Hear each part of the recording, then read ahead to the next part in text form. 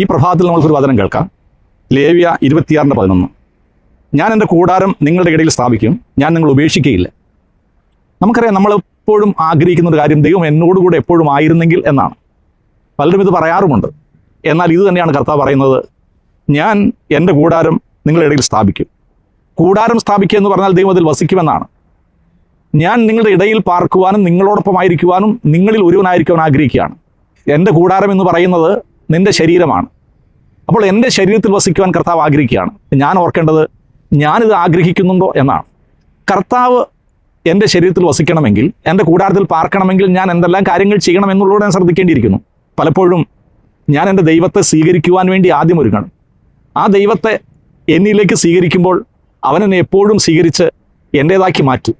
അതുതന്നെയാണ് കർത്താവ് പറയുന്നത്, ഞാൻ നിങ്ങൾ ഒരിക്കലും ഉപേക്ഷിക്കില്ല, എൻ്റെ കൂടാരം നിങ്ങൾ മാറ്റുകയില്ല. നമുക്കതിനു വേണ്ടി പ്രവർത്തിക്കാം, ഒരുങ്ങാം. ദൈവം നമ്മൾ അനുഗ്രഹിക്കട്ടെ.